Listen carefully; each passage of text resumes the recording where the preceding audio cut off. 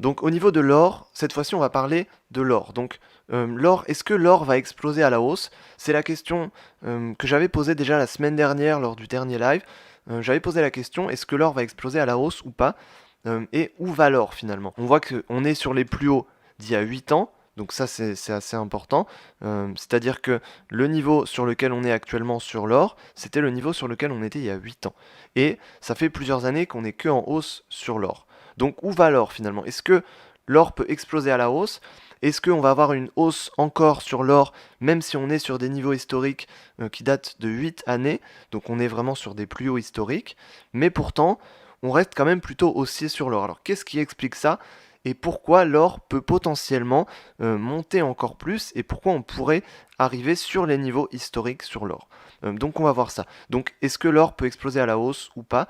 Et où va l'or? Où va l'or et où peut aller l'or et quel genre de potentiel il peut y avoir et surtout quelles opportunités il peut y avoir quand on va faire du trading sur l'or, quand on va prendre des positions.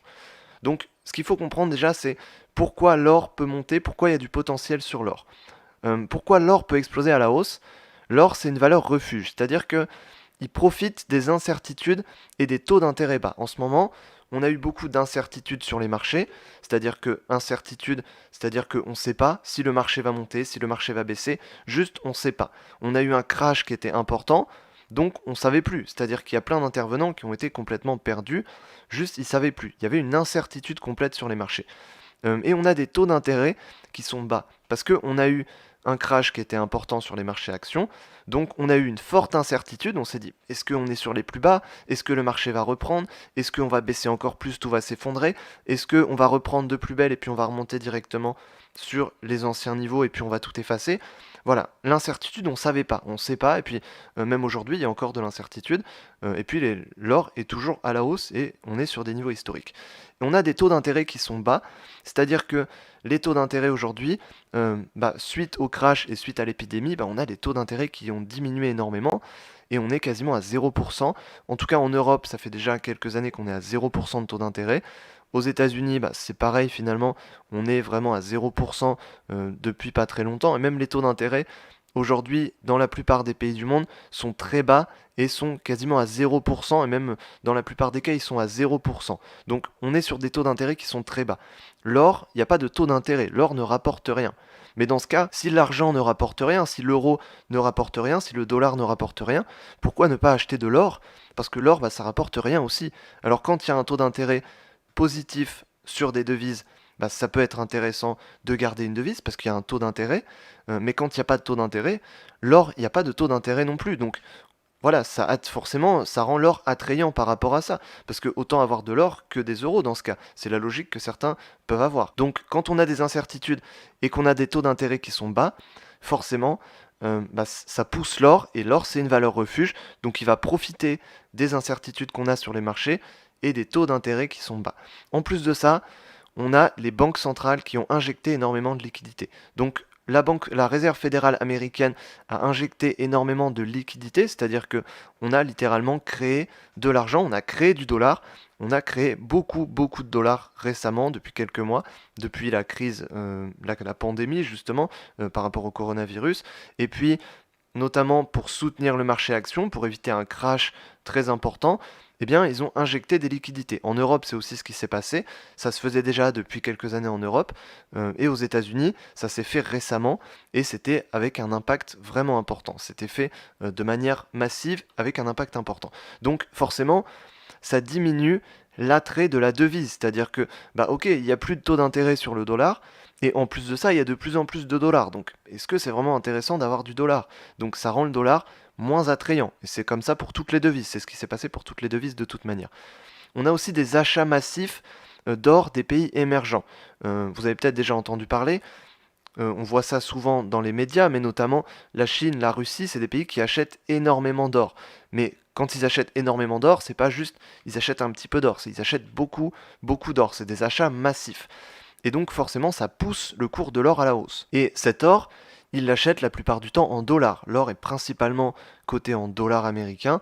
Et donc forcément, si la Chine, la Russie achètent de l'or, ils l'achètent souvent en dollars américains. Et donc, forcément, ça va pousser le cours de l'or à la hausse.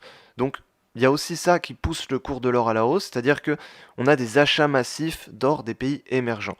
Et on a aussi une analyse technique haussière. Alors ça, on en avait parlé durant toutes les dernières semaines, durant tous les derniers mois, dans tous les lives et dans toutes les vidéos d'analyse que j'ai fait. À chaque fois, quand on parle de l'or, on est toujours sur une situation haussière à long terme et à moyen terme. C'est-à-dire que même quand on est baissier, c'est toujours on est baissier, mais on est baissier pour quelques jours et pour quelques semaines. Et puis derrière, on reste haussier. On reste haussier parce que ça fait plusieurs années qu'on est haussier sur l'or. Donc on va voir sur le graphique juste après ce que ça donne. Mais on est sur les plus hauts depuis 8 ans. Et on est sur les plus hauts depuis 8 ans, on peut se dire, bah on est sur les plus hauts, ça va retourner à la baisse. Ça peut retourner à la baisse, on est sur un moment critique. Mais si ça monte plus haut, le potentiel, il est là. Et le potentiel, fondamentalement, là, on parle vraiment au niveau fondamental. Après, on parlera au niveau technique, on ira sur le graphique. Mais au niveau fondamental, on a beaucoup de choses qui poussent le cours de l'or à la hausse. Et l'or progresse aussi quand on a un marché baissier au niveau des actions. Donc, si le marché action baisse, en général, on a le cours de l'or qui va monter. Donc, on voit que ces derniers temps, ce qui s'est passé, c'est que le cours des marchés actions, donc le cours du marché a plutôt baissé, c'est-à-dire que quand on a eu le crash important, eh bien le cours du marché a baissé. C'était un crash qui était très rapide, et donc on a eu une hausse de l'or qui n'était pas forcément immédiate. Sur le moment même, on a eu plutôt une baisse de l'or, mais ensuite, l'or est reparti à la hausse. Pourquoi? Parce qu'en fait, il y a beaucoup d'intervenants juste qui cherchaient des liquidités, donc qui ont tout retiré, qui ont retiré tout leur portefeuille, et donc ils ont retiré des marchés à l'actions, mais ils ont aussi retiré de l'or. Et ensuite, quelques semaines après, on a eu une hausse de l'or qui est arrivée, et on a eu vraiment un impact haussier important. Et donc, on voit que quand on a un marché baissier, quand on a un marché action qui baisse, on a l'or qui monte. Et donc ça, c'est en général ce qui se passe. Donc on n'est pas encore dans un marché baissier, on a eu un marché baissier important. Aujourd'hui, on est dans une petite stagnation voilà, sur le marché action, on est dans une petite hausse qui est en train d'arriver, mais on n'a pas encore atteint les anciens sommets. Donc au niveau de l'or, c'est les principales choses au niveau fondamental qu'on a, c'est que c'est une valeur refuge. On a beaucoup d'incertitudes en ce moment, on a des taux d'intérêt qui sont très bas. La réserve fédérale américaine injecte des liquidités. La réserve fédérale américaine, d'accord, mais aussi la Banque centrale européenne, aussi la Banque d'Angleterre, la Banque du Japon, la Banque d'Australie, toutes les banques centrales au monde, c'est ce qui s'est passé. Elles ont injecté des liquidités et elles ont baissé leur taux d'intérêt. Donc ça, forcément, ça rend l'or attrayant. On a des achats massifs d'or des pays émergents. On a une analyse technique, bah, voilà, au niveau technique qui est plutôt haussière. Et quand on a un marché baissier, on a l'or qui progresse, et donc ça forcément, bah, ça pousse l'or à la hausse. Donc c'est ce qui s'est passé. En plus de ça, on a aussi des obligations d'État aujourd'hui qui rapportent moins, c'est-à-dire que les taux sur les obligations d'État rapportent moins qu'avant, donc ça pousse aussi le cours de l'or à la hausse. Et en plus de ça, l'or, ça protège aussi contre bah, toutes les incertitudes, contre l'inflation, contre des taux d'intérêt qui sont bas, ça protège. L'or, c'est une valeur refuge qui protège. Donc dans un portefeuille, c'est super important d'avoir de l'or. Donc tout ça, c'est les raisons qui font que l'or pourrait exploser à la hausse. Et donc voilà, les achats massifs, c'est sur les pays émergents, mais bien sûr les pays développés possèdent aussi beaucoup d'or. C'est juste qu'ils en achètent moins parce qu'ils en possèdent déjà beaucoup. Notamment, les pays qui possèdent beaucoup d'or, c'est voilà, les États-Unis, la France, l'Italie, la Suisse, tous ces pays-là possèdent déjà beaucoup d'or. Et cet or-là, ils ne le vendent pas, mais ils le gardent et ils ont même tendance à en acheter un peu plus. Mais c'est des pays qui possèdent déjà beaucoup d'or, donc c'est pas les plus gros acheteurs d'or. Aujourd'hui, les plus gros acheteurs d'or sont surtout la Chine et la Russie et la plupart des pays émergents qui veulent se faire une place importante sur la scène internationale et qui veulent être moins dépendants du dollar américain. Donc voilà, je pense qu'on a fait le tour au niveau des raisons fondamentales. On va voir techniquement ce que ça donne sur le graphique maintenant. Au niveau du cours de l'or, on voit très bien que quand on regarde le cours de l'or, voilà, aujourd'hui, bon là on est en une journée, donc on n'a pas forcément les détails, mais on voit que voilà, on avait un plus haut ici en octobre 2012, donc on était sur 1800 quasiment. C'est le niveau qu'on a atteint ici, 1800. On l'a atteint en novembre 2011, en février-mars 2012, et on l'a atteint en octobre-novembre, voilà, 2012. Donc on l'a atteint 3 fois, ce niveau-là, on l'a atteint 3 fois.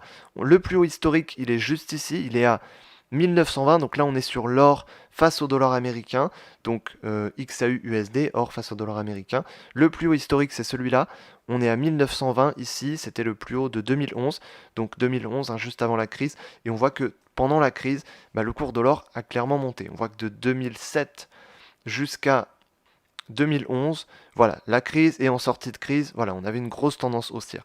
Ensuite, on avait une période avec un marché action qui était beaucoup plus stable, qui était beaucoup plus haussier. On avait une hausse qui était plutôt régulière.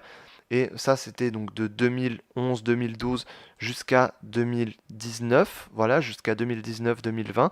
Et on voit qu'ici, à partir de 2019, on a commencé à avoir un marché haussier. En réalité, le marché haussier, le plus bas, il était plutôt vers 2018. Mais en tout cas, on a un marché haussier depuis pas mal de temps. Donc depuis 2018, on est dans un marché haussier. Et finalement, même avant ça, voilà, on était dans une stagnation. euh, mais le marché haussier, il est vraiment là depuis 2018. Et on voit que on est sans cesse en hausse. Sans cesse, le marché monte. On a des plus bas qui sont à chaque fois de plus en plus hauts. Et ici, finalement, on a eu une petite stagnation à cet endroit, donc récemment, et on a cassé le plus haut récent, donc le plus haut historique, c'était le 1760 ici, donc on en avait parlé la semaine dernière, mais on avait cassé le plus haut historique.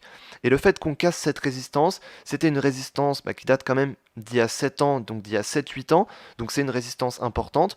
Et donc forcément, ça c'est plutôt un signe haussier.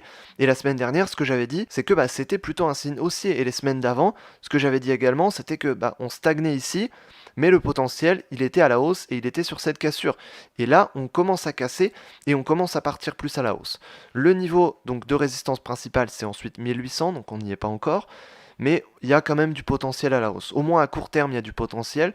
À moyen terme et à long terme, de toute manière, il y a du potentiel, surtout à long terme et à très long terme. Quand on voit les raisons fondamentales, forcément, il y a du potentiel, c'est ce qu'on voit. Et au niveau technique, clairement, sur le graphique, au niveau technique, on a des creux qui sont de plus en plus hauts et on a à chaque fois un cours de l'or qui monte de plus en plus. Donc tout ça forcément, voilà, c'est intéressant euh, et on est plutôt haussier. Donc ça nous pousse plutôt à être haussier sur l'or. Donc quand on fait des analyses régulières sur l'or, forcément, on va être plutôt haussier. En tout cas, moi, ce que je fais sur l'or, c'est que je suis plutôt haussier. Je suis plutôt haussier, bon, de par les raisons fondamentales, mais c'est pas vraiment ça qui me pousse à être haussier sur l'or. Ça, c'est plutôt au niveau du long terme et du très long terme. Mais au niveau technique, on voit qu'on est haussier. Quand on fait du trading, on se penche surtout sur l'aspect technique. Quand on fait de l'investissement en bourse au niveau moyen terme et au niveau long terme, on va se pencher plus sur le fondamental. Et quand on fait vraiment du trading plutôt à court terme et à moyen terme, on va se pencher plus sur le technique. Et là, ce qu'on voit, c'est que tout va dans le même sens. On a les raisons fondamentales qui vont dans le même sens, on a les raisons techniques qui vont dans le même sens, et donc on est plutôt haussier sur l'or. Donc en tout cas, c'est mon point de vue sur l'or, c'est mon analyse sur l'or, mon analyse pour le coup fondamentale et aussi technique. Donc techniquement, on est haussier, on a des creux de plus en plus haut, voilà, on a eu parfois des petites stagnations, c'est ce qu'on a eu ici. Voilà, on a une petite stagnation, mais à chaque fois, ce qu'on voit, c'est que on repart derrière. Et donc là, ce qu'on a vu, c'était le fameux crash ici, où on a eu une panique. Finalement, l'or a juste été victime de la panique qu'on a eue sur les marchés actions. Mais ensuite, on est reparti derrière et on a reparti encore plus haut. Et puis finalement, cette baisse, en quasiment la même durée, un petit peu plus longtemps, on est retourné sur ce niveau. Ce qu'il n'y a pas eu sur le marché action d'ailleurs. On a eu une hausse, mais on n'est pas retourné sur les anciens niveaux. Donc, quand on a des incertitudes, on voit bien que l'or est plus puissant. Et au niveau fondamental et au niveau technique, on est haussier. Et donc mon analyse pour cette semaine, bon, c'est clairement plutôt haussier, même si on pourrait avoir une petite correction pour revenir ensuite à la hausse. Mais au niveau surtout moyen terme, donc l'analyse sur plusieurs semaines, sur plusieurs mois et potentiellement jusqu'à la fin de l'année, même peut-être pour les années qui suivent, c'est plutôt haussier. Peut-être que l'année prochaine, on sera plutôt baissier, on est quand même sur des niveaux historiques. En tout cas, on est sur le moment crucial où soit on franchit la résistance importante qui est à 1800 et on a les raisons fondamentalement pour la franchir, et dans ce cas on part plus à la hausse et on arrive sur les niveaux historiques, et on pourrait tout à fait faire ça. Le dernier niveau historique date quand même d'une période où on était pendant la crise et juste après la crise, donc voilà, il pourrait y avoir aussi une corrélation par rapport à ça, et donc je resterai plutôt haussier sur une analyse sur plusieurs semaines et sur plusieurs mois sur l'or au niveau fondamental et au niveau technique. Donc sur ce point sur l'or, j'espère que je vous aurai aidé à comprendre les raisons qui font que l'or monte. Donc qu'est-ce qui fait que l'or monte? C'est aussi les raisons qui font que l'or a continué à monter depuis 2 ans, depuis 2-3 ans, l'or monte, et c'est les raisons qui font que l'or monte au niveau fondamental. Et au niveau technique, on voit bien le détail de la hausse de l'or qui est plutôt intéressante, et donc il y avait beaucoup d'opportunités là-dessus. Donc je pense qu'on a fait le tour au niveau de l'or. Voilà, si vous avez des questions, n'hésitez pas. Est-ce qu'il y a des questions par rapport à ça? Est-ce qu'il y a des questions par rapport à l'or? Voilà, la réserve d'or en Suisse est passée de 25 à 30%. Ouais, bah voilà, c'est clairement des pays qui achètent de l'or également. Donc après, la Suisse, bah, c'est sûrement pas le pays qui achète le plus d'or. Par contre, c'est un des pays qui possède le plus d'or. Donc voilà, c'est aussi un pays qui achète de l'or, bien sûr, mais c'est surtout un pays qui possède déjà beaucoup d'or. Ce qui fait que les pays émergents, c'est souvent ceux qui achètent le plus d'or, parce que bah, voilà, les pays qui achètent le plus d'or, c'est pas les pays qui en ont déjà énormément. Les pays qui en ont déjà énormément, c'est surtout les pays qui en achètent un petit peu, hum, mais ceux qui vont en acheter beaucoup, c'est les pays émergents. Ceux qui possèdent beaucoup d'or, c'est pas ceux qui en achètent le plus, même s'ils en achètent quand même. Les États-Unis, la Suisse, la France, l'Italie, voilà, tous ces pays possèdent déjà de l'or. Donc je pense qu'on a fait le tour là au niveau de l'or.